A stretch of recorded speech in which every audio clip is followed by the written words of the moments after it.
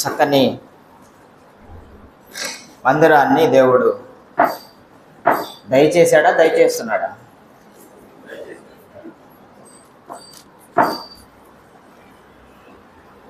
ఇది నాన్న దేవుడు అద్భుతమైన రీతిలో మరి నన్ను మీ ఎదుట నిలబెట్టాడు. అన్న చెప్పినట్టు మందిర ఆరంభ దినాల్లో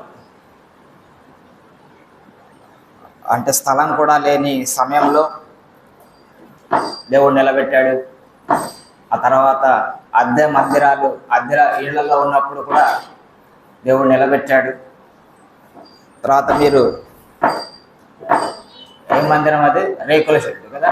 రేకుల మందిరంలో కూడా మరి మీ ఎదుట నిలబడటానికి దేవుడు కృప చేయించాడు.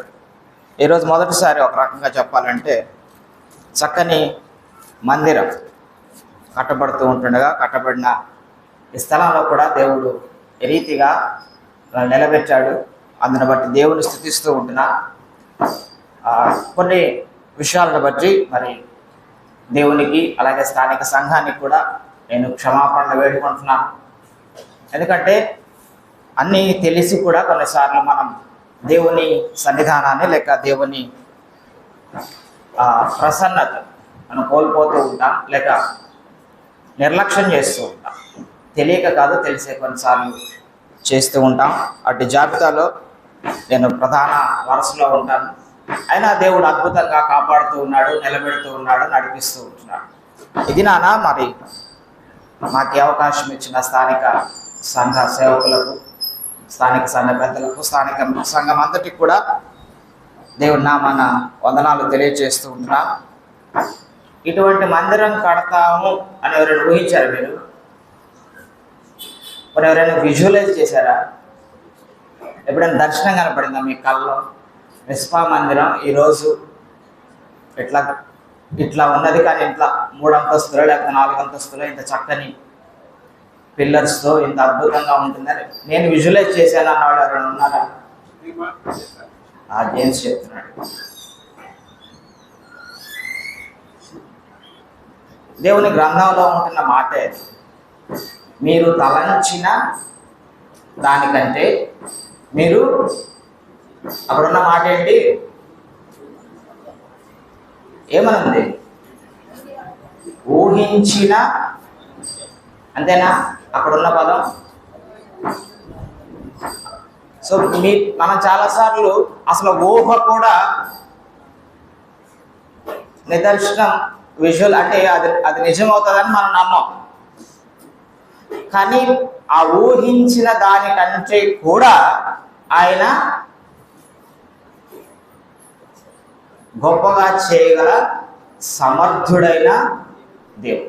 అట్టి దేవుడిని మనము దేవుడుగా కలిగినందుకు మనం ఎంతో ధన్యులం.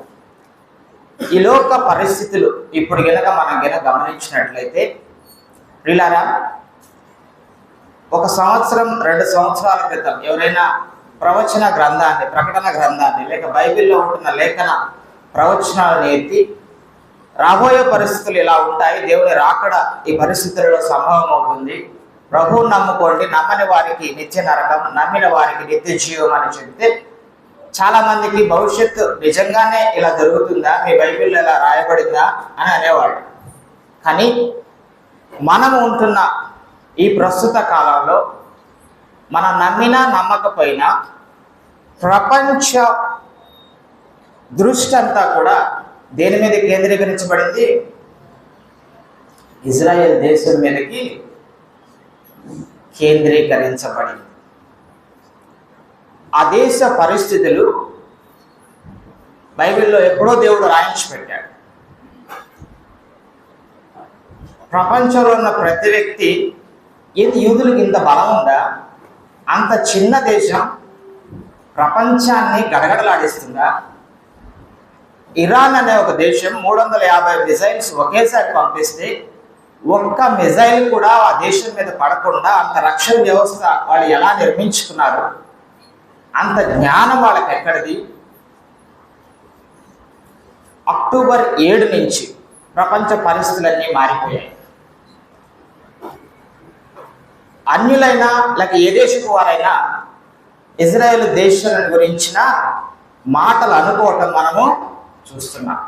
ఈరోజు అమెరికా లేక యూకే కొన్ని దేశాలు క్రైస్తవ దేశాలుగా పిలువబడేవారు యూదులకు సపోర్ట్గా ఉన్నారు. కానీ బైబిల్ లేఖనానుసారంగా వారు కూడా ఒకరోజు ఇజ్రాయెల్ దేశానికి తమ మద్దతును ఉపసంహరించుకుంటారు. ఈ సమయంలోనే క్రీస్తు విరోధి ప్రపంచ అధినేతగా రాబోతాడు. ఇవన్నీ చాలా చకచకా జరిగిపోతాయి పిల్లలు. ఆ సమయంలోనే రాకడ, ఆ తర్వాత 7 ఏళ్ల శ్రమల కాలం, 7 ఏళ్ల శ్రమల కాలం అయిన తర్వాత 1000 ఏళ్ల పాలన ఈ భూమి మీద నీతి రాజ్యం, ఆ తర్వాత మరణము, సాతాను, అపవాది, అగ్ని గంధకాలతో మండే గుండములో పడవేయబడటం, ధవళ సింహాసనపు తీర్పు. ఎవరైతే యేసు క్రీస్తు ప్రభువుని నమ్మలేదో లేక తమ క్రియల వలన అపరాధులయ్యారో, జీవ గ్రంథంలో ఎవరి పేరు లేదో వారందరూ నిత్య రెండవ మరణం, అగ్ని గంధకాలతో మండే గుండములో పాలు పంపులు పొందటం, ఇవన్నీ చక్కగా దేవుడు రాయించి పెట్టాడు. ఇవన్నీ ఖచ్చితంగా జరిగే సంభవాలే. ఆయన నమ్మిన మనం ఎక్కడుంటాం? ఆయనతో ఉంటాం, ఆయనలో ఉంటాం, ఆయనతో సహవాసం చేస్తూ ఉంటాం, ఆయనతో కాపురం చేస్తూ ఉంటాం. అబ్బో బంగారమయమైన పట్టణములో మనము ఆ తిరుగులాడుతూ ఉంటాం. ఆయనే మనకు వెలుగుగా నిత్యం ఆయనతో ఉంటాం. ఒకవేళ ఈ పరిస్థితులు, ఈ యొక్క వాక్య ధ్యానాలు మనం చేసినా కానీ మన బుర్రకు ఎక్కువ, మనకు అందం. సువార్త చెప్పేటప్పుడు మనం కొన్ని మాటలు చెప్తాం. అయ్యా యేసయ్యని నమ్ముకోండి, ఆయన రక్తంలో మీ పాపాలు కడుక్కోండి, మీకు నిత్య జీవం అంటే చాలాసార్లు అవి వాళ్ళకే అర్థం కావు, చెప్పే మనకు కూడా కొన్నిసార్లు గోచరము కావు. కానీ బ్రతికున్న మనకు, జీవముతో ఉన్న మనకు ఇవన్నీ మనము దేవుని బిడ్డలుగా ఆ జ్ఞానంలో మనం ఏం చేయాలి? ఒక్కొక్క రోజు ఎదగాలి. ఎదుగుతూ మన ముందున్న ఒకే ఒక్క పని ఏంటంటే, నశించిపోయే ఆత్మలు మనకు కనబడితే వాటి కొరకైన చింత మనము కలిగి ఉండాలి. ఆత్మల గురించిన అవగాహన మనకు కలిగి ఉండాలి. ఈనాడు అటువంటి గొప్ప తలంపులను దేవుడు మనకు అనుగ్రహించినట్లుగా దేవుని వాక్యంలో నుంచి పేతురు రాసిన మొదటి పత్రిక 2వ అధ్యాయం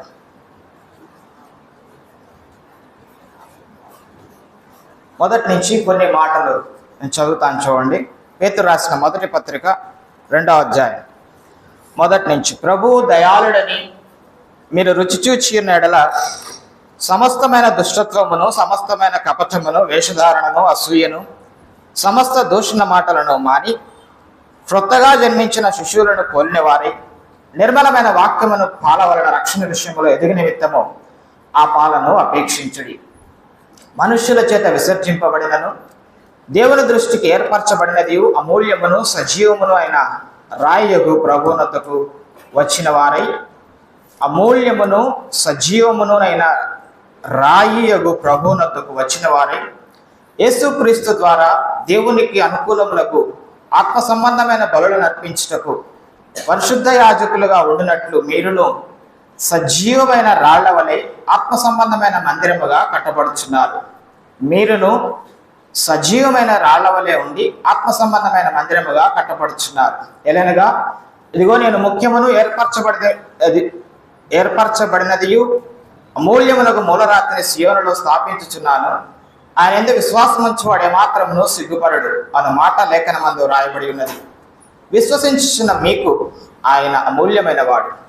విశ్వసింపని వారికైతే ఇల్లు కట్టువారు ఏ రాతిని నిషేధించిరో అదే మూలకు తలరాయి ఆయన, మరియు అది అడ్డురాయు అడ్డుబండియు ఆయను.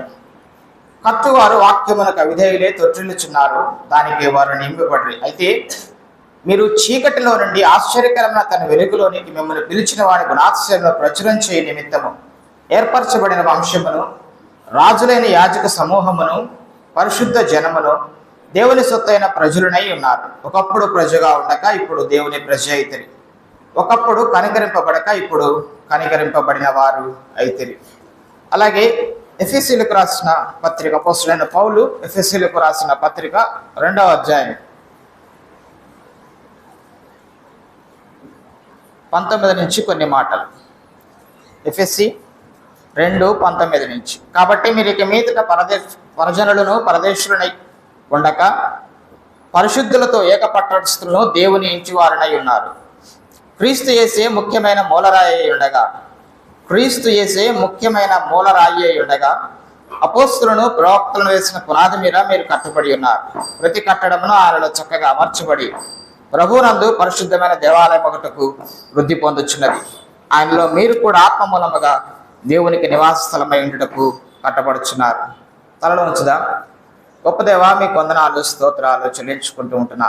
ప్రభు దినాన మీ సన్నిధిలో మమ్మల్ని సమకూర్చారు, చేర్చారు. ప్రియ ప్రభువుని తలుచుకోవడానికి మా పక్షంగా ప్రియ ప్రభు చేసిన బలియాగాన్ని తండ్రి అయా ప్రభు తలపోస్తూ మిమ్మల్ని ఆరాధించడానికి, పూజించడానికి, మేము తెచ్చినవి మీకు అర్పించడానికి మా హృదయాంతరాల్లో నుంచి తండ్రి కృతజ్ఞతార్పణలు మీ సన్నిధిలో తండ్రి ప్రభు పెట్టడానికి మీరు అనుగ్రహించిన శ్రేష్టమైన ఉదయకాలాన్ని బట్టి మిమ్మల్ని స్తుతిస్తూ ఉంటున్నా తండ్రి. దిగో స్థానిక సంఘంలో ఉంటున్న తండ్రి ప్రభు మరి అందరినీ మీరు సమకూర్చి ఈ సన్నిధిలో తండ్రి మేము కనపడటానికి, ఆరాధించడానికి కృప చేయించారు. ఇగో తండ్రి మరి రెండవ భాగమైన వాక్య కుడికలో బిడ్డమని మేము కూర్చుని ఉన్నాం. ఈ మాటలు వినటానికి తండ్రి మీ సన్నిధిలో అయా ప్రభువా మేము కూర్చుని ఉండగా మమ్మల్ని మీరు దర్శించండి. ఈ వాక్యముతో తండ్రి ప్రభువా మమ్మల్ని తడపండి. యవనులు తేని చేత తమ నడత శుద్ధిపరచుకుందరు. ఈ వాక్యమును బట్టి దానిని జాగ్రత్తగా చూచుకున్నట చేతే కదా అన్న అయా తండ్రి ప్రభు లేఖనానుసారంగా తండ్రి మా యొక్క బ్రతుకులు, మా యొక్క అయా తండ్రి జీవన విధానాన్ని తండ్రి ప్రభువా మీరు కడగండి, వృద్ధి చేయండి. మీ మాటలు మా యొక్క హృదయాలకి ఏ మాటలు అవసరమో ఆ మాటలు తండ్రి మీరు ఆకాశం నుంచి తండ్రి ప్రభు మీరు అందించమని, నిలబడిన నన్ను తండ్రి ప్రభు మీరు ముట్టమని, నా నోటిని కాల్చమని, కేవలం నీ మాటలు పలకటానికి నోటి బూరగా మాత్రం నన్ను వాడుకోమని, చేరిన మమ్మల్ని అందరినీ తండ్రి ప్రభువా ఈ కృపలో తండ్రి ఓ శ్రేష్టమైన సమయాన్ని దయచేయమని, ఈ యొక్క మందిర అవసరాలు ఏవైతే ఉన్నాయో తండ్రి వాటి అన్నిటినీ మీరే తీర్చమని, చదవబడిన ప్రతి ప్రకటనకు ముద్ర వేయమని యేసు నామమున ప్రార్థిస్తున్నాం తండ్రి, ఆమేన్. పిల్లరా, కట్టడము ఒక మందిరాన్ని మీరు కడుతున్నారు, లేక ఒక కట్టడాన్ని మీరు కడుతున్నారు కదా. మీ ముందు ఒక కట్టడం కనపడుతుంది. ఈ కట్టడాన్ని గురించిన కొన్ని అంశాలు మనము ధ్యానం చేద్దాం, మనం ఆలోచన చేద్దాం. భౌతికంగా ఒక మందిరాన్ని మనకి ఇక్కడ చూపిస్తూ ఉంటాడు. దేవుని గ్రంథంలో ఉంటున్న కొన్ని కట్టడాలు, మొట్టమొదట ఎలాంటి కట్టడాలు జరిగాయో ఒకసారి ఆదికాండం 4వ అధ్యాయం 17వ వచనం 2వ భాగం.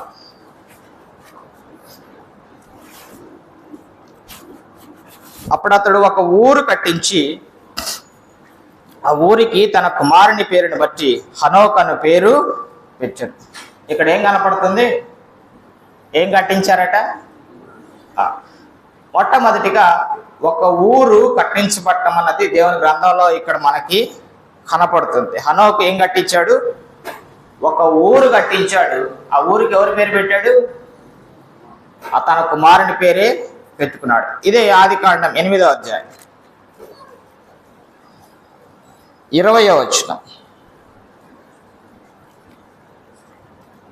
అప్పుడు నోవహు యెహోవాకు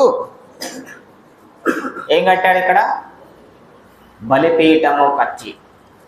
మొట్టమొదటి బలిపీఠం దేవుని గ్రంథంలో మనకి ఇక్కడ కనపడుతుంది. నోవహు ఏం కట్టాడట? బలిపీఠం కట్టాడు. దేనికోసం కట్టాడు? పవిత్ర పక్షులన్నింటిలో కొన్ని తీసుకొని ఆ బలిపీఠం మీద దహన బలి అర్పించాడు. బలి అర్పించడానికి బలిపీఠాన్ని మొట్టమొదటిగా ఇక్కడ కట్టినట్టుగా కనపడుతుంది. మరొక కట్టడం కనపడుతుంది. ఇంకొక పేజీ తిప్పితే ఆదికాండం 11:4 నుంచి. ఇదంతా మనం చాలాసార్లు ధ్యానం చేసిన మాటలే. 11:4. మరియు వారు మనం భూమి అంతటా చెదిరిపోకుండా ఒక పట్టణము ఆకాశం అంటూ శిఖరము గల ఒక గోపురము కట్టుకొని. ఏంటట? ఆకాశమును అంటే శిఖరము గల గోపురం. గోపురాలు మీకు తెలుసు. గోపురం అంటేనే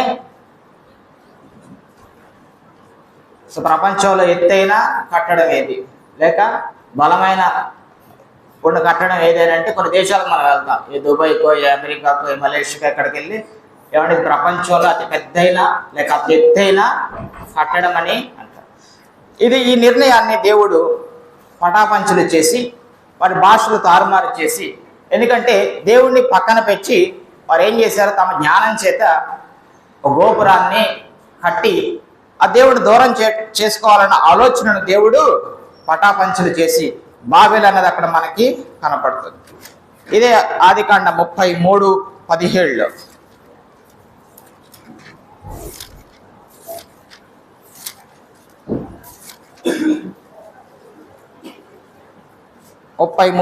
అప్పుడు యాకోబు సుక్కోతుకు ప్రయాణమైపోయి తనకొక ఏం కట్టించుకున్నాడు,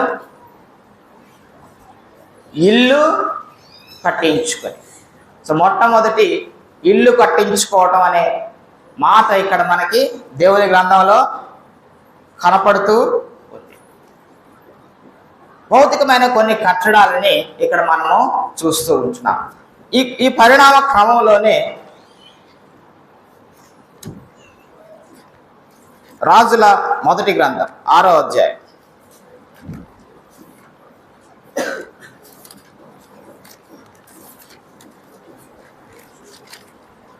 రాజుల మొదటి గ్రంథం 6వ అధ్యాయం.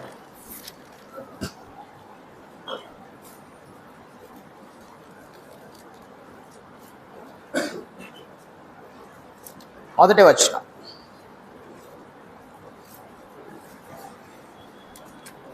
ఇశ్రాయేలీలు ఐగుప్తు దేశంలో నుండి బయలుదేరి వచ్చిన 480వ సంవత్సరం మందు, అనగా సొలొమోను ఇశ్రాయేలును ఏలిన 4వ సంవత్సరం మందు జీప్ అను 2వ మాసమున అతడు యెహోవా మందిరమును,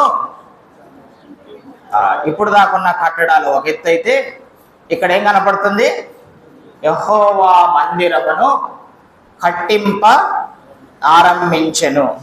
14లో చూడండి. ఈ ప్రకారము సొలొమోను మందిరమును కట్టించి ముగించెను. భౌతికమైన ఒక మందిరాన్ని కట్టడాన్ని ఇక్కడ మనము చూస్తున్నాం. దీనికంటే ముందు కూడా నిర్గమకాండంలో ఒక మాట మనకు కనపడుతుంది. మనం దాన్ని దాటొచ్చాం. నిర్గమకాండంలో ప్రత్యక్ష గుడార అనుభవాన్ని మనం చూస్తాం. అక్కడ దేవుడు పలికిన మాట మనకు కనపడుతుంది. నిర్గమకాండం 25వ అధ్యాయం 8వ వచనం. యెహోవా మోషేకు ఇలాగ సెలవిచ్చినట్టు 8వ వచనంలో, నేను వారిలో నివసించినట్లు వారు నాకు ఏమి నిర్మించాలట, దేవుని సృష్టి క్రమములో కట్టడాలు మనం చూస్తూ వస్తూ ఉంటే ఇక్కడ దేవుడు తను కోరుకుంటున్నాడు, నేను వారిలో నివసించినట్లు వారు నాకు పరిశుద్ధ స్థలాన్ని నిర్మించాలి. ఏంటా పరిశుద్ధ స్థలం, ఎలా ఉండాలో, దాని కొలతలు ఏంటో భౌతికంగా ఖచ్చితంగా దేవుడు తెలియజేశాడు. ఏ వస్తువుతో కట్టాలో, ఎక్కడెక్కడ ఎంత కొలతలు ఉండాలో, దాని ఆవరణం ఏంటి కదా, పరిశుద్ధ స్థలం ఏంటి, అతి పరిశుద్ధ స్థలం ఏంటి, అతి పరిశుద్ధ స్థలంలో ఉండవలసిన ఉపకరణాలు ఏంటి, చాలా స్పష్టంగా దేవుడు తెలియజేశాడు. ఈ యొక్క నిర్గమకాండంలో 40వ అధ్యాయంకి వస్తే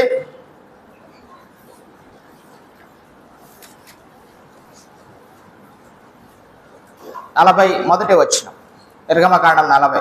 మొదటి నెలలో యెహోవా మోషేతో ఇట్లన్నాడు, మొదటి నెలలో మొదటి దినమున నీవు ప్రత్యక్షపు గుడారపు మందిరమును,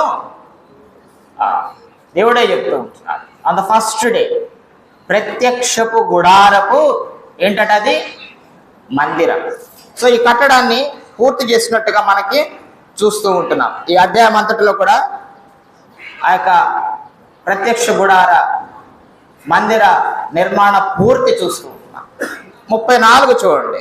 అప్పుడు మేఘము ప్రత్యక్షపు గుడారము కమ్మగా యెహోవా తేజస్సు మందిరమును నింపెను. ఆ మేఘము మందిరం మీద నిలిచిన చేత మందిరము యెహోవా తేజస్సుతో నిండెను గనుక మోషే ప్రత్యక్ష గుడారములోనికి వెళ్ళలేకుండా. మేఘం మందిరంలో నుండి పైకి వెళ్ళినప్పుడు ఇజ్రాయెల్ ప్రయాణమైపోయింది. ఇదే వారి ప్రయాణ పద్ధతి. ఆ మేఘము పైకి వెళ్ళనెడల అది వెళ్ళు దినం వరకు ప్రయాణం చేయకుండాలి. ఇజ్రాయేలులందరి కనులు ఎదుట పగటి వేళ యెహోవా మేఘము మందిరము మీద ఉండెను. రాత్రి వేళ అగ్ని దాని మీద ఉండెను. వారి సమస్త ప్రయాణములలో ఇలాగుననే జరిగెను. దేవుని గ్రంథంలో ఎంత చక్కగా దేవుడు నిర్ణయ పద్ధతిని ఆయన పెట్టాడో చూడండి. యెహోవా మందిరం వారి ప్రయాణానికి ముంగుర్తుగా సూచనగా దేవుడు పెట్టాడు. ఆ మందిరం ఆయన తేజస్సుతో నింపబడిందట. ఆ తేజస్సుతో నింపబట్టాన్ని బట్టి మోషే కూడా మందిరంలోనికి వెళ్ళలేకపోయాడు. దేవుని మందిరానికి దేవుడిస్తూ ఉంటున్న ప్రాధాన్యత, ఆయన కాపాడుతున్నాడట ఆ మందిరాన్ని. రాత్రి వేళ అగ్ని, పగటి వేళ మేఘం. మొట్టమొదటి దేవుడు కోరుకున్న పరిశుద్ధ నివాస స్థలం ప్రత్యక్ష గుడారంగా కనపడుతుంది. ఆ తర్వాత మనం చదువుకున్న సొలొమోను చేత దేవుడు కట్టించిన మందిరం. ఈ మందిరం పాడు చేయబడగా మరలా దీన్ని కడతారు కదా. నెహెమ్యా గ్రంథంలో ఒకసారి చూడండి, నెహెమ్యా 4:6.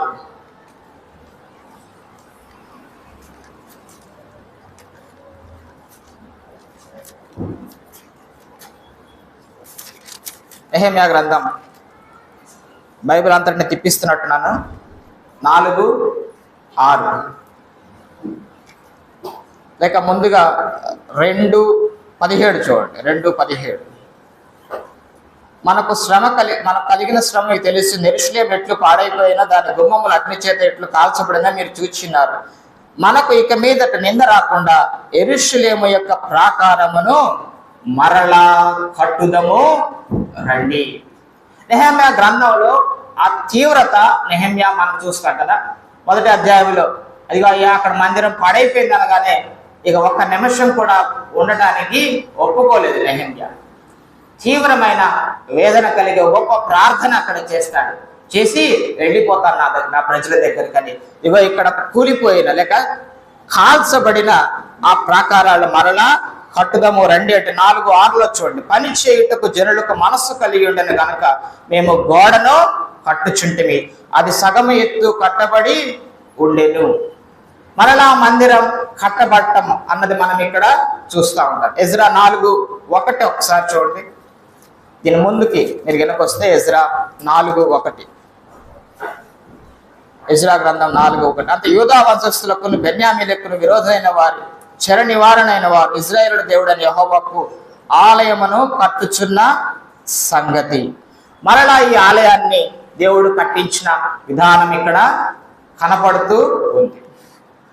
ఇప్పటి వరకు కట్టడాలు దేవుని మందిరం ఆ యొక్క కట్టడం ఆరంభం నుంచి ఎంత చక్కగా దేవుడు కట్టిస్తూ వచ్చాడో ఆ మాటలు మనము దేవుని లేఖనాల్లో నెమరు వేసుకున్నాం, మనం చూసాం.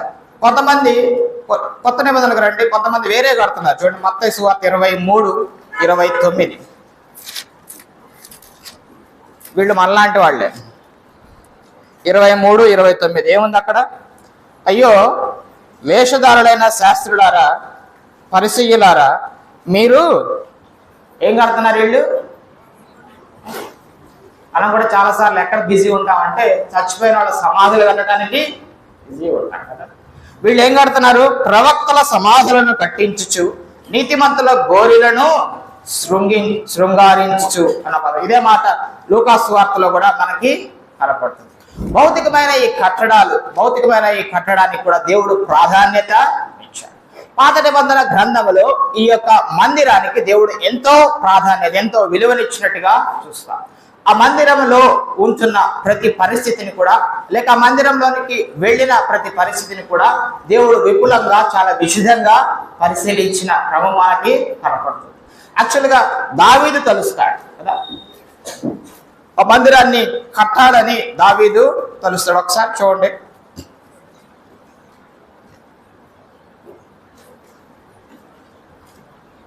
సమూయేలు 2వ గ్రంథం 7వ అధ్యాయం 5వ వచనం. ప్రత్యక్ష గుడారం తరువాత అసలు ఆలోచన ఎలా పుట్టింది అన్నది మనకి ఇక్కడ ఒక భాగం కనపడుతుంది. సమూయేలు 2వ గ్రంథం 7వ అధ్యాయం 1 నుంచి చదువుతా. యెహోవా నలుదిక్కులు అతని శత్రువుల మీదకి అతనికి విజయం ఇచ్చి అతను నెమ్మది కలుగు చేసిన తర్వాత రాజు తన నగరి యందు కాపురం ఉండి నాతానును ప్రవక్తను పిలువనంపి, దావీదును గురించిన మాటలు ఇక్కడ మనకు కనపడుతున్నాయి. నేను దేవదారం రాళ్లతో కట్టిన నగరి యందు వాసం చేయుచుండగా దేవుని మందిసము డేరాలో నిలిచి ఉన్నది అనగా దావీదుకు వచ్చిన ఆలోచన చూడండి పిల్ల. ప్రత్యక్ష గుడారం దావీదు ఉంటున్న సమయంలో ఫిలిష్తీయులు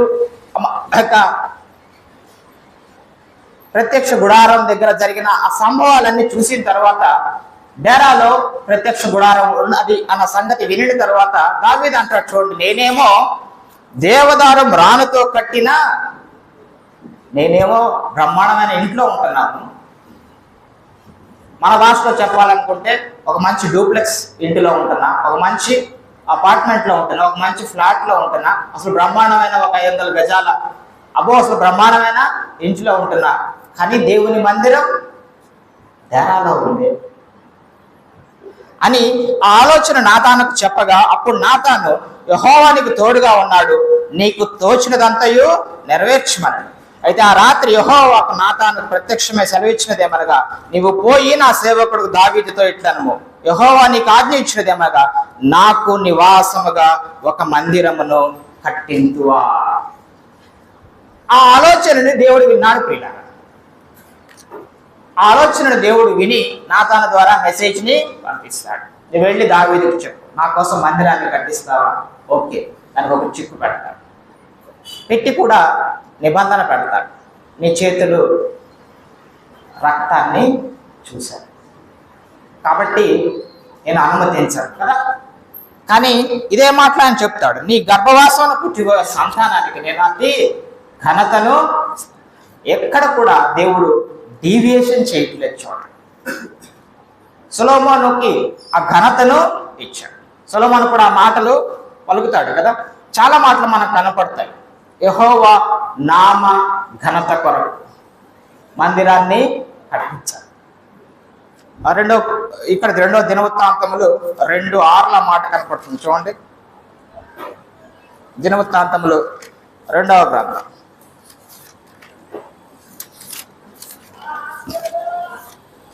2వ అధ్యాయం 6వ వచనం. ఒక గొప్ప మాట ఇక్కడ మనకు కనపడుతుంది. ఈ అధ్యాయం అంతా కూడా లేక మొదటి 2వ అధ్యాయాలు కూడా చాలా చక్కని సంభాషణ ఇక్కడ మనకు కనపడుతుంది. 2:6 దినవృత్తాంతంలో 2వ గ్రంథం 2:6. ఆకాశములు మహాకాశములు ఆయనను పట్టజాలవు, ఆయనకు మందిరాన్ని కట్టించుటకు చాలిన వాడెవడు? ఆయన సన్నిధిని ఆయనకు మందిరమును కట్టించుటకైనను నేనేమాత్రపు వాడను? ధూపం వేటికే నేను ఆయన మందిరమును కట్టదలచి ఉన్నాను. దేవుడిచ్చిన గొప్ప ఘనతను సొలొమోను ఎంత చక్కగా వివరిస్తున్నాడో చూడు. నేనే పాటి వాడినయ్యా. అసలు ఆయన ఎవరో తెలుసా?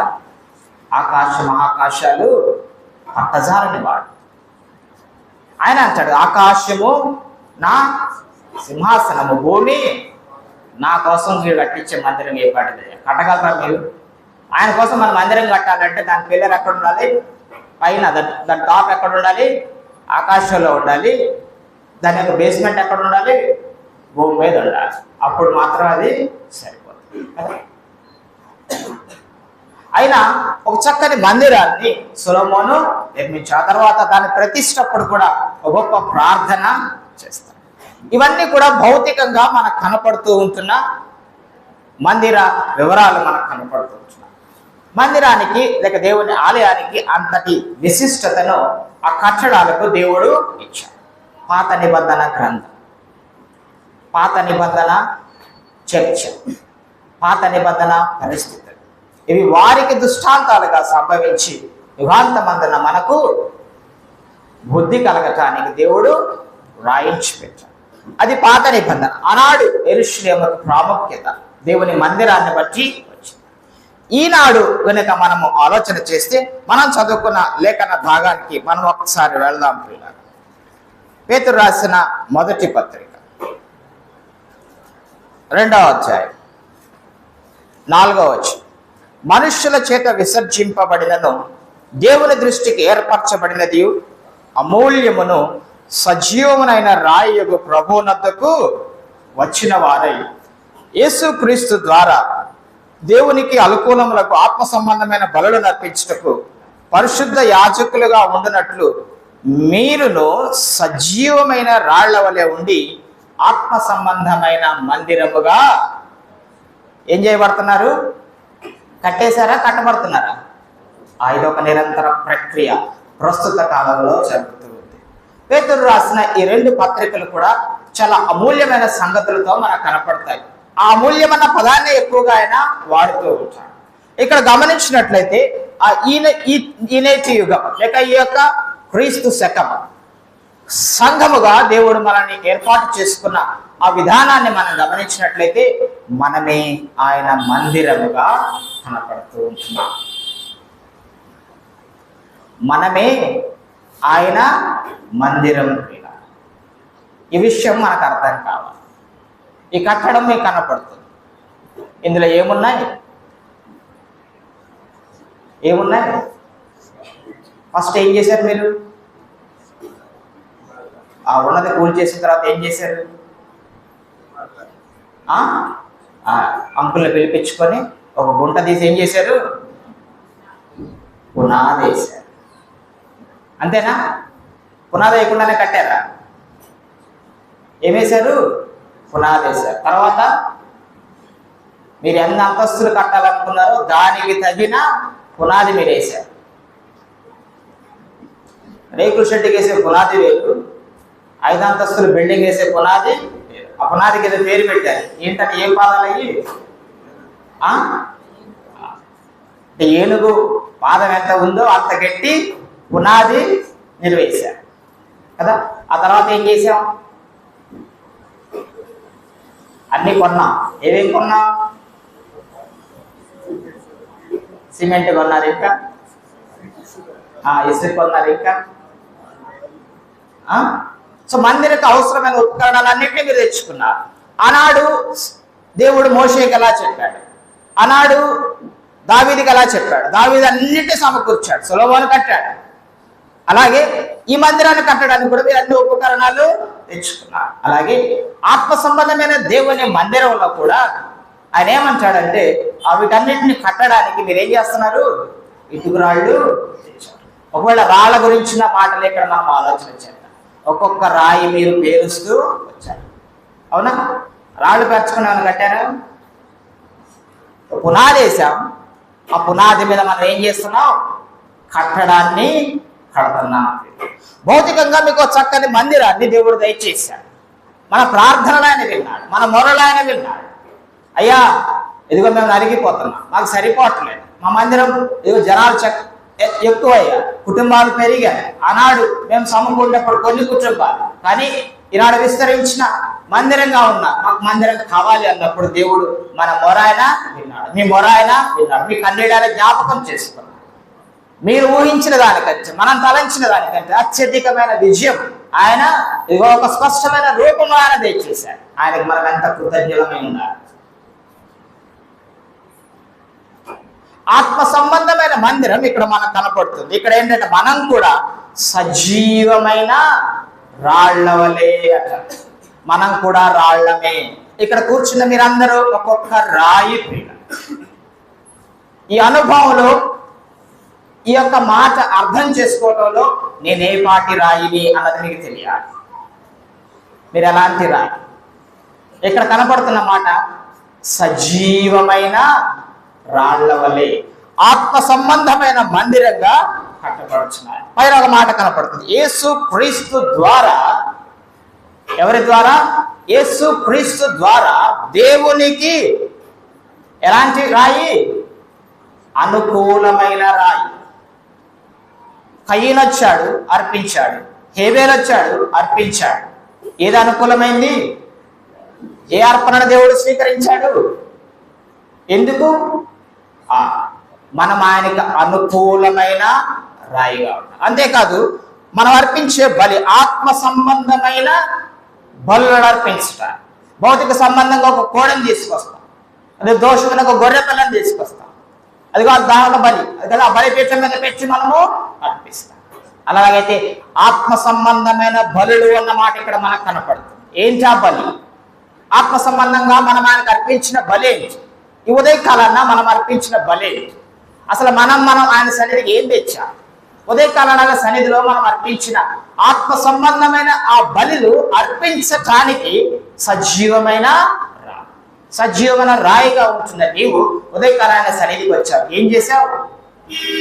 విరిగి నలిగిన మనస్సు కదా, మన కళ్ళ నీళ్లతో, దేవా నేను పాత్రుడను కాదు, నేను తగిన దానను కాదు, అసలు నీ సన్నిధికి నేనే పార్చివాడు, నేనే పార్చిదా, ఆకాశ మహాకాశాలు పట్టుజాలి అంత గొప్ప దేవుడిని తండ్రి అని పిలుచుకుంటూ నిన్ను ఆరాధిస్తున్నానే, నిన్ను ఘనపరుస్తూ ఉంటున్నానే, ఈ లోకంలో నన్ను ప్రత్యేకపరుచుకున్నావే, నన్ను పిలుచుకున్నావే, నిత్యము నీతో ఉండటానికి ఒక అనుకూలమైన ఒక గొప్ప ధన్యతను నాకు ఇచ్చావే అని నువ్వేం చేశావు? ఆయన సన్నిధిలో నిన్ను నీవు కుమరించుకున్నావు, నిన్ను నీవు తలపోసుకున్నావు, నా కొరకు బలైపోయావు కదా అని చెప్పి యేసయ్య బలియాగాన్ని నీవు ధ్యానం చేశావు కదా. అందుకే ఆ రొట్టె మనం తీసుకుంటున్నప్పుడు ఆ శరీరం ఏ రీతిగా నలగొట్టబడిందో, ఏ రీతిగా కాల్చబడిందో, ఏ రీతిగా మెత్తన చేయబడిందో కదా. ఆయన వీపు నాగటి చాళ్ళ వలె దున్నబడింది. నా కొరకు నేను పడాల్సిన ఈ శ్రమ, ఇది ఆత్మ సంబంధమైన బలిపీడ. ఇది మనం నలిగిపోతాం ఆయన సన్నిధి. ఆ రొట్టెలో చేవేసేటప్పుడు మనకు కలిగే అనుభవం, అది మనకు కలిగే అనుభూతి, అది ఎక్కడ కలుగుతుంది? సజీవమైన రాయిగా ఆయన మందిరంలో మనకి కనపడు. ఇది ఆత్మ సంబంధమైన బలి. విరిగి నలిగిన మనస్సే ఆయనకి ఏంటంట? బయటికి మనం ఎన్ని మాటలైనా చెప్పచ్చు. కొంతమంది గొప్పగా ఆరాధన చేస్తారంటారు, గొప్పగా స్తుతులు చెల్లిస్తారంటారు. వాటన్నిటికంటే మించి ఆయన చూసేది ఏంటి? నీ హృదయాంతరాలు, నీ మనస్సు, నీ ఆలోచన, దేవునికి నీవు ఇస్తున్న ప్రాధాన్యత ఏంటి? ఆ ప్రభువు నీ మనస్సుకి ఉంటున్న బంధం. దేవా నీవెంత గొప్ప దేవుడు, నా కొరకు ఉదయకాలాన్ని జ్ఞానం చెప్పి పాపముగా చేయబడిన ఆయన పాప శరీరాకారంతో వచ్చి ఆ యొక్క శరీరం అందు మన పాపానికి దేవుడు ఏం చేశాడు? శిక్ష విధించాడు. అది ఆ రసపాత్రలో చేవేస్తూ ఉంచాడు. మనకు కలిగే అనుభూతి, నా కొరకు నిలువెల్లా రక్తమయమైపోయినా, అవును ఆ దృష్టి, ఆ బలి నువ్వు అర్పించి ఆ యొక్క సమర్పణ నువ్వు చేసేటప్పుడు ఆ బలి నీకు గుర్తు రావాలి, ఆయన నీకు కనపడాలి. రక్తమయమైన యేసయ్య నీకు కనపడితేనే కానీ నీ హృదయంలో నుంచి ఆత్మ సంబంధం బలి నువ్వు అర్పించడానికి నీ హృదయము. భౌతికంగా మనం ఎన్ని రకాలుగా అనుకున్నా ఆయన నువ్వు చూడగలిగితే, నీ కొరకు మరణించిన యేసయ్య నీకు కనపడితే ఆయన మందిరంలో అర్పించే ఆరాధన ఆయన ఎంతగా ఆహ్వానిస్తాడు, ఆయన ఎంతగా కోరుకుంటాడు. అందుకే ఆ మందిరాన్ని ఆయన కట్టించాడు. ఆత్మ సంబంధమైన మందిరంగా మనం ఇక్కడ చూసినప్పుడు, ఇదిగో ఈ భౌతికమైన మందిరాన్ని చూసినప్పుడు ఇక్కడ ఉంటున్న స్థానిక సంఘ పెద్దలే కాదు, లేక స్థానిక సంఘంలో ఉంటున్న కుటుంబాలు బయట నిలబడి చూసినప్పుడు ఎంత ఆనందిస్తారు కదా, ఎంత చక్కని మందిరాన్ని మాకు ఇచ్చావయ్యా. అలాగే పరమందున్న దేవుడు కూడా మీరు ఆత్మ సంబంధమైన మందిరంగా కట్టబడుతూ ఉంటే ఎంత చక్కని నా బిడ్డలు ఎంత చక్కగా మందిరంగా కట్టబడుతున్నారన్న అనుభూతిని ఆయన పొందుతాడు. ఆత్మ సంబంధమైన బలులను అర్పించుటకు పరిశుద్ధ యాజకులుగా ఉండునట్లు. ఇది గురించిన మాటలు చాలా మనం చెప్పుకోవచ్చు. కింద మనం చూస్తాం, చీకటిలో నుండి ఆశ్చర్యకరమైన వెలుగులోనికి ఆయన మనల్ని పిలిచాడు. దేని కొరకు? ఆయన గురించి ప్రచురం చేయటానికి, ఆయన గురించి చెప్పటానికి. అంతే. అక్కడ ఒక మాట ఉంది, రాజులైన యాజక సమూహం. అదొక విచిత్రమైన బాధ్యత, లేక ఒక రకంగా చెప్పాలంటే ఒక డెసిగ్నేషన్ దేవుడు ఇచ్చాడు. పాత నిబంధన కాలంలో రాజులుగా ఉన్నవారు యాజకులుగా మనకి ఎక్కడ కనపడు, యాజకులుగా ఉన్నవారు రాజులు ఎక్కడ కనపడు. కానీ ఈ రెండింటిని క్రోడీకరించి మనకు అనుగ్రహించాడు. మీరు రాజులు, తెలుసా సంగతి? మీరు యాజకులు, తెలుసా సంగతి? ఆ యాజకులే పరిశుద్ధ యాజకులుగా. యాజకుడు ఏం చేస్తాడు? యాజక ధర్మాన్ని నిర్వర్తిస్తాడు. ఏం చేస్తాడు? దేవుని మందిరంలోనికి వస్తాడు. ఎదిగో పరిశుద్ధ స్థలంలోనికి వచ్చి ప్రజలందరి పక్షాన కదా వారు చేసిన పాపాలను వచ్చి దేవుని సన్నిధిలో ఒప్పుకోలు చేస్తారు. అతి పరిశుద్ధ స్థలంలోని సంవత్సరానికి ఒక్కసారి వారందరి పక్షాన చేయవలసిన ధర్మాన్ని ఆయన చేస్తారు. పిల్లల మనం యాజకులుగా ఆయన సన్నిధిలో సజీవమైన రాళ్లుగా దేవుడు మనల్ని పెట్టాడు. ఈ మందిరం అంతటి కొరకు మనము యాజక ధర్మాన్ని మనము నిర్వర్తించాలి. ఈ మందిరంలో ఒకసారి చూస్తే అసలు పునాది ఎవరు? పైన మనకు కనపడుతుంది సజీవమైన రాయగు. అసలు మెయిన్ పిల్లర్ ఎవరు? మెయిన్ పునాది ఎవరు? ఎవరట? యేసుక్రీస్తు ప్రభు. మనం చదువుకున్నాం కదా ఎఫెసీయులకు రాసిన పత్రికలో. ఈ క్రమాన్ని కూడా దేవుడు చక్కగా పెట్టాడు. ఈరోజు ఆత్మ సంబంధమైన మందిరంగా మీరందరూ రాళ్ల వలె ఉన్నారు. అంటే మీరు ఎక్కడ మధ్యలో ఉన్నారు, కానీ దానికి పునాది ఎవరు? ఏనుగు స్తంభం లేకపోతే ఏనుగు పాదాలు ఎవరు? ఎవరు ఈ ఆత్మ సంబంధమైన మందిరానికి? ఎవరు? ఆ ఏనుగు పాదం మన క్రీస్తు ప్రభువే కదా. ఆ మందిరం ప్రతి కట్టడము చూడండి 20 క్రీస్తు యేసే ముఖ్యమైన మూలరాయి అయి ఉండగా. ఆయన వేసాడు ఆ పునాది. ఆయన పునాది మీద ఉన్నాడు. ఆ పునాది మీద తర్వాత ఎవరు కనపడుతున్నారు? అపోస్తలులు ప్రవక్తలు వేసిన పునాది మీద మీరు కట్టబడి ఉన్నారు. ఎవరెవరు కనపడుతున్నారు కదా? అపోస్తలులు ప్రవక్తలు ఇక్కడ మనకి కనపడుతూ నాటి తొలి దినాలు, సంఘం ఏర్పాటు చేయబడిన తొలి దినాలు ఎవరు కష్టపడ్డారు? పేతురుతో అంటాడు, పేతురు నీవు కదా ఏమంటాడు? బండ, నువ్వు రాయి, ఈ బండ మీద నా సంఘాన్ని కడతాను. బొంకిన పేతురు చేసిన మొట్టమొదటి ప్రసంగం ఎంత గొప్ప అద్భుతమైన ప్రసంగమో చూడండి. ఆ ఒక్క ప్రసంగం ద్వారా ఎంతమంది చేర్చబడ్డారు? ఇంచుమించు. ఆ తర్వాత 5,000. అపోస్తల కార్యాల గ్రంథం అంతా కూడా ఆత్మ సంబంధమైన మందిర కట్టడ అనుభవం మనకి కనపడు. ఆనాటి నుంచి ఈనాటి వరకు అదిగో అపోస్తలులు వేసిన పునాది, ప్రవక్తలు వేసిన పునాది. ఈనాడు సువార్తికులు, ఈనాడు ఉపదేశకులు ఇదిగో ఆ మందిరాన్ని ఒక్కొక్కటిగా కడుతూ ఆ కట్టడంలో నీవు నేను సజీవమైన రాయిగా చేర్చబడ్డా. మనకు కూడా ఒక పాత్ర. ఒకవేళ ఈ మిస్పా సంఘాన్ని గురించి ఒక 2 నిమిషాలు మనకి కనుక ఆలోచన వచ్చేస్తే, ఈ మందిరం లేక ఇక్కడ ఈ సాక్ష్యం ఆరంభం అవడానికి కొంతమంది కారకులు కాదంటారా? కొంతమంది ప్రార్థన చేశారు. ఒకవేళ మర్నాథకి వెళ్ళేవాళ్ళు ఇక్కడ మనం కూడా ఒక సాక్ష్యం పెట్టుకోవాలన్నారు. ఆనాడు కొద్ది మందిగా ఇక్కడికి వచ్చారు. వారు పునాది వేశారు. వారు ఏం చేశారు? పునాది వేశారు. ఆ తర్వాత ఒక్కొక్క కుటుంబాన్ని దేవుడి 30-40 సంవత్సరాలు 35 సంవత్సరాలు దేవుడు ఏం చేశాడు? చెత్త చేశాడు. ఒకవేళ ఇప్పుడు నేను కనుక అడిగాను అనుకోండి, ఈ పిల్లర్ల మీద ఆనాటి పిల్లర్లు ఎవరో వాళ్ళ పేర్లు రాయమంటే కొంతమంది పేర్లు నా రాస్తా. వారు ఈ మందిరం వృద్ధిలో ఈ మందిరం ఎంతగా నిలబట్టాలి, వారు కన్నీళ్లు కాచారు, వారు శ్రమ పడ్డారు, కుటుంబాన్ని త్యాగం చేశారు, దేవుని సన్నిధానాన్ని కోరుకున్నారు. ఇదిగో ఇక్కడ గోడ కనపడుతుంది. ఇందులో ఏమన్నా పిల్లర్లు ఉన్నాయా? లేవా? వెనక గోడల పిల్లర్లు ఏం లేవా? ఎక్కడున్నాయి? కొన్ని పిల్లర్లు కాపాడు, వాళ్ళు వేరు మన మధ్య కదా. కానీ వాళ్ళు వేసిన పునాది మీద మనము కట్టబడ్డాం. ఈనాడు ఉంటున్న కుటుంబాలకు తెలియాల్సింది ఏంటంటే, ఆనాడు ఎంతో మంది గొప్ప దైవజనులు కదా, గొప్ప దైవజనురాళ్ళు వారి ప్రార్థనల వల్ల వారి సేవ ఒక్కొక్క ఇంటికి వెళ్ళి అమ్మ దేవుని సన్నిధికి రండి, అయ్యా దేవుని సన్నిధికి రండి, అనేక మంది ఆత్మలను చేర్చడం ద్వారా ఈనాడు ఇటువంటి ఆత్మ సంబంధమైన మిస్పా మందిరాన్ని దేవుడు ఏం చేశాడు? కట్టించాడు. ఈ మాటలు మనం ఇతరులకు తెలియచాలి. మన తరాన్ని కొన్నిసార్లు మనకే అనిపిస్తుంది ఇక మా టైం అయిపోయిందండి, మా బిడ్డల టైం. ఆ బిడ్డలకు ఈ వాస్తవాలు కొన్నిసార్లు మనము తెలియచేయాలి కదా. కనాలలో ప్రవేశించిన వ్యక్తులకు నిజంగా ఐగుప్తులో ఉన్న శ్రమలు ఏమన్నా తెలుసా?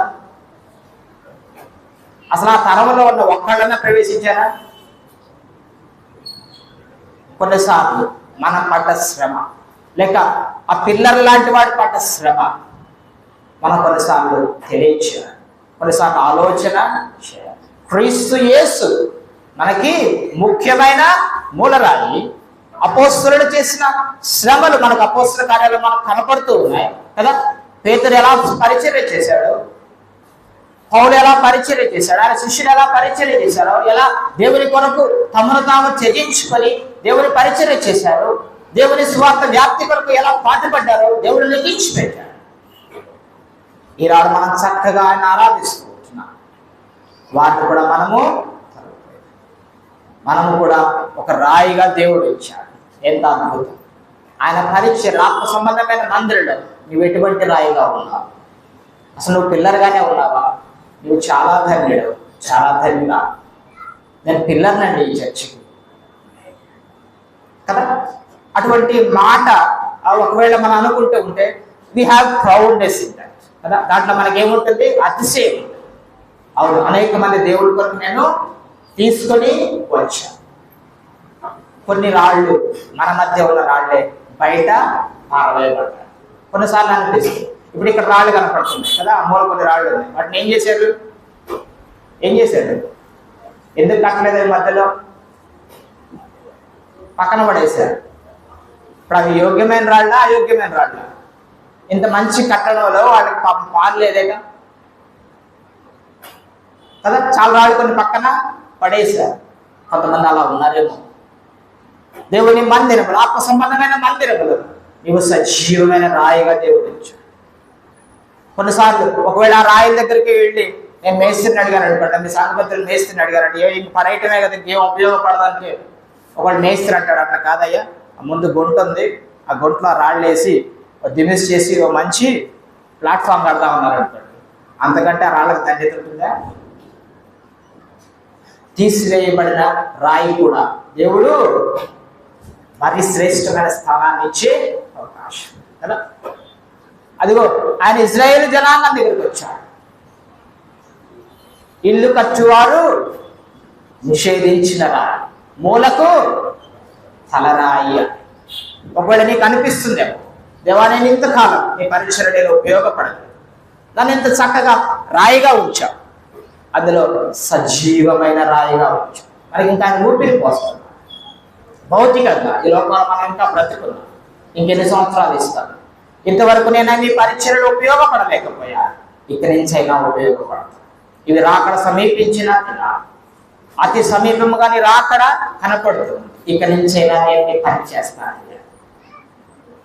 ఇక్కడి నుంచి అయినా నీ కొరకు నేను నలిగిపోతాను, నేను ఉపయోగపడతాను. ఈ లోకంలో చాలా అనుభవించాను, చాలా చూశాను, కానీ ఏది మనతో రాదు, ఏది మనకు అక్కరకు రాదు. మనం ఆ పురం కొరకు ఎదురు చూస్తూ ఉంటున్నాం, మన ప్రియనాథుని కొరకు ఎదురు చూస్తూ ఉంటున్నాం. ఆయన మనల్ని ప్రేమించి తన ప్రాణం పెంచాడు. ఆయనతో ఉండునట్టుగా సదా ఆయనతో ఉంటాం. ఊరి వెలుపట గవిని వెలుపట ఆయన శ్రమ పొందాడు. ఊరి వెలుపట ఉన్న మనల్ని ఆయన విడుదల చేసుకున్నాడు. ఈ లోకంలో ఉన్న కోట్లాది మందిలో ఏర్పరచబడిన వారు కొందరే, ఇరుకు మార్గంలో ప్రవేశించేవారు కొందరే. దేవుని మాట చాలా స్పష్టం. విశాల మార్గం, అందులో ప్రవేశించేవారు అనేకులు. వారిని చూసి మనం పొరపాటు పడవద్దు. లోకంలో ఉన్న చాలా మనల్ని ఆకర్షిస్తూ ఉంటాయి, మనల్ని లాగుతూ ఉంటాయి. వాళ్ళు చాలా ఆనందంగా ఉన్నారండి, వాళ్ళు చాలా హ్యాపీగా ఉన్నారండి, వాళ్ళు ఇలా ఉన్నారండి, అలా ఉన్నారండి. మనం ఆ జాబితాలో లేవు అన్న సంగతి మనము గుర్తెరగాలి. దేవుని కొరకైన శ్రమ, నింద కొరకు దేవుడు కొన్నిసార్లు మనం ఏర్పాటు చేసుకుంటాం. కొన్నిసార్లు ఇబ్బంది, కొన్నిసార్లు కొలిమే, కొన్నిసార్లు నరకం లాంటి పరిస్థితులు. ఇవన్నీ కూడా అదిగో ఆయనతో ఉండే సదా నిత్యత్వంలోనికి బాట వేస్తాడు. బడా నమ్మకమైన మంచి దాసుడాన్ని అనిపించుకోవాలి అంటే ఈ లోకంలో ఆయన కొరకు నీవు నలిగిపోవాల్సిందే. సుఖమైన ప్రయాణాన్ని దేవుడు ఆత్మ సంబంధమైన జీవితంలో మనకు దయచేయలేదు. ఆత్మ సంబంధమైన మందిరంగా మనం కట్టబడుతూ ఉంచినప్పుడు సజీవమైన రాయిగా మనకంటూ ఆయన బాధ్యతను అనుగ్రహించాడు. కొరింథీయులకు రాసిన పత్రికలో ఒక 2 మాటలు చదువుకొని మనం ముగించుకుందాం.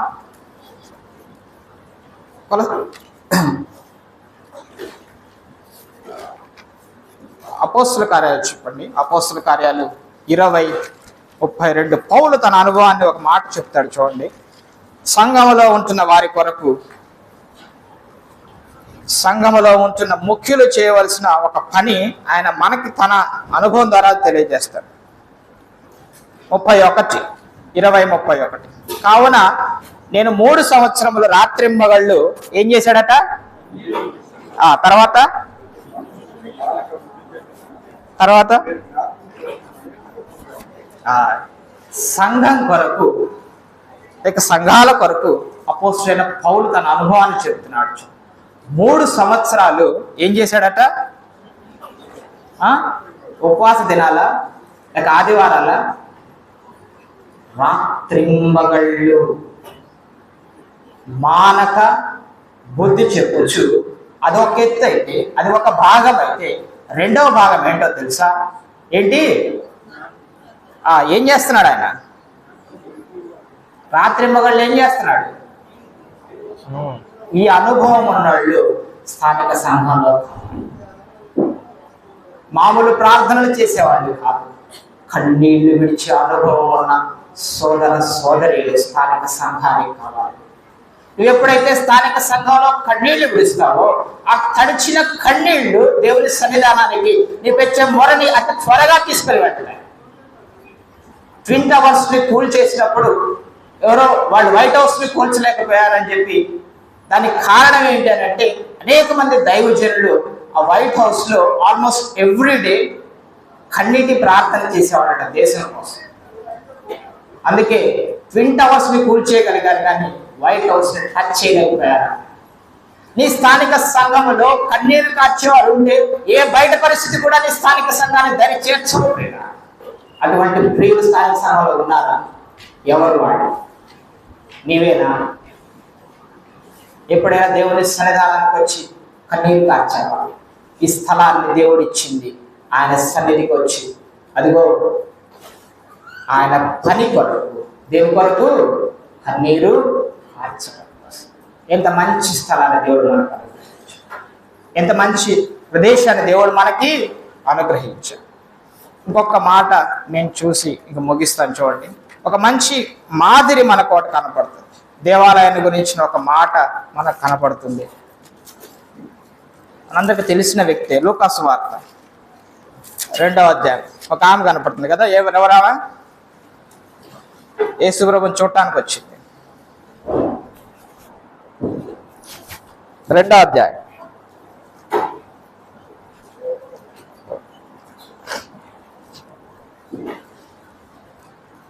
35 లేక 36. మరి ఆషేరు గోత్రికురాలను పనియేలు కుమార్తెను అన్న ఒక ప్రవక్తి ఉండెను. ఆమె కన్యాత్వం మొదలు 7 ఏళ్ళు పెనిమిడితో సంసారం చేసి బహుకాలం గడిచినదై 84 సంవత్సరాలు విధవరాలు నుండి దేవాలయం విడువక ఉపవాస ప్రార్థనలో రేయింబగళ్ళు సేవ చేయించు ఉండేది. ఇక్కడ మిగతా భాగం అంతా ఒక ఎత్తు అయితే, ఒక్క పదం ఇక్కడ కనపడుతుంది. అది ఏం చేస్తుందంటే, దేవాలయమును ఏం చేస్తుంది? విడువక. పరిశుద్ధాత్మ మాట రాయించు, దేవాలయమును విడువక, మిస్పాను విడువక, మిస్పా స్థానిక సంఘాన్ని విడువక అంటి పెట్టుకున్నా. మిస్పా సంఘం కొరకు ప్రార్థిస్తున్నా, మిస్పా అవసరాల కొరకు ప్రార్థిస్తున్నా. సహోదరుడుగా నీ పేరు దేవుడు లిఖించాలి, నా పేరు దేవుడు లిఖించాలి, అమ్మ నీ పేరు దేవుడు లిఖించాలి. దేవాలయాన్ని విడువక ఈ స్థానిక సంఘ సహోదరి ఉందండి అన్న సాక్ష్యం దేవుడు మన గురించి. ఈ ఆయుష్ ఎప్పుడో ఒకసారి ఆయన తీసేస్తాడు. కొన్నిసార్లు మేము అంటాం 60 years తర్వాత బ్యాంక్ వాళ్ళు బయటికి లాగేస్తారు. కానీ దేవుడు యాక్చువల్గా 60 దాటిన వాళ్ళని ఎక్కువగా ప్రార్థనలో వాడుకుంటాడు. కొన్నిసార్లు మనకు అనిపిస్తుంది, ఎందుకంటే ఇంకా చావకుండా ఇంకా ఉంది, ఈయన ఎందుకంటే ఇంకా చావకుండా మాత్రం మీద ఇంకా ఉన్నాడు అలా చాలా మందిని అంటాం.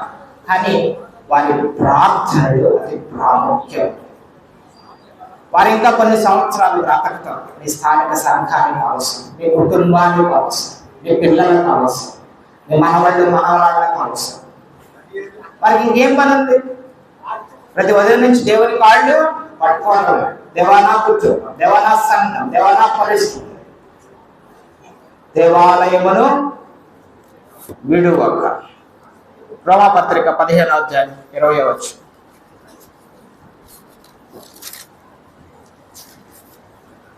ఇక్కడ ఒక గొప్ప అనుభవాన్ని పౌలు చెప్తాడు. 17 నుంచి చదువుతాను చూడండి. 17 నుంచి. కాగా క్రీస్తు యేసును బట్టి దేవుని విషయమైన సంగతులు నాకు అతిశయం కారణం కలదు. ఎలాగనగా అన్ని జనులు విధేయులగినట్లు వాక్యం చేత, క్రియ చేత, గురుతుల బలం చేత, మహత్కారాల బలం చేత, పరిశుద్ధాత్మ బలం చేత క్రీస్తు నా ద్వారా చేయించిన వాటిని గురించే కానీ మరి దేనిని గురించి మాట్లాడ తెగింపను. కాబట్టి యెరూషలేము మొదలుకొని చుట్టుపక్కల ప్రదేశం నెల్లూరు ప్రాంతం వరకు క్రీస్తు సువార్తను పూర్ణముగా ప్రకటించి ఉన్నాను. ఈ ప్రదేశం అంతా కూడా నేను అన్ని జనులకు సువార్తను ప్రకటించాను అని పౌలు అంటూ ఒక మాట అంటాడు. నేనైతే మరి ఒకని పునాది మీద కట్టకుండు నిమిత్తము. ఇదేంటిది? నా పునాది వేరు, మరి ఒకని పునాది. నీకు కూడా ఒక పునాది ఉంది, మరి ఒకరికి ఒక పునాది. మరి ఒకని పునాది మీద కట్టకుండు నిమిత్తము నాకు అన్ని జనుల బాధ్యత అప్పగించాడు. దాన్ని నేను పూర్ణముగా నెరవేర్చాను. నేను గీసిన పునాది, నా కట్టడం నేను సంపూర్ణంగా. అమ్మా, నీ కుటుంబం, అయ్యా నీ కుటుంబం, అది నీ పునాది. అందులో అందరూ రక్షింపబడ్డారా?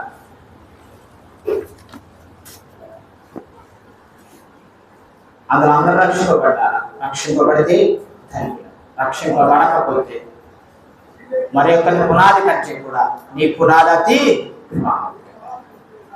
మన కుటుంబాలు దేవుని సన్నిధానానికి రావటం ఎంతో అవసరం. ఇవి అంత్య దిన నేడు రేపైన రాబోతున్నాడు, మనకు తెలియదు. అలాగే ఈ స్థానిక సంఘానికి జత చేయబడిన కుటుంబాలు, వారి బంధువులు, లేక అనేక ఆత్మలు ఒకవేళ కనపడితే అదేమీ పని, అదే మన పని. భౌతికమైన బహు అద్భుతమైన కట్టడాన్ని దేవుడు మనకు అనుగ్రహించాడు. ఆత్మ సంబంధంగా కూడా ఒక గొప్ప మందిరంగా మనం కట్టబడుతూ ఉంటున్నాం. ఒకవేళ పరలోకంలో దేవుడు నిలబెట్టి ఒక 7 ఏళ్ళు అదిగో ఆయన బహుమానాలు ఇచ్చే టైంలో ఒకటి మిస్పా సంఘ ప్రియులని పిలిస్తే ఆ నా కొరకు గుంటూరు పట్టణంలో బహుగా ప్రయాసపడిన సంఘం అండి దేవుడు ఈ సంఘాన్ని గురించి సాక్ష్యం ఇస్తున్నాడు. నీకెంత ఆనందం, నీకెంత వస్తున్నాం వెళుతున్నాం మంచిదే, కానీ ఆత్మ సంబంధమైన ఆలోచనలతో మనము కట్టుకుందాం, నిలబడదాం, పోరాడదాం, జయ కిరీటం దేవోత్సవంతో ఆయనను ఎదుర్కొందాం. దేవుడి మాటలు మన వెలికిడిలో దీవించుకుందాం.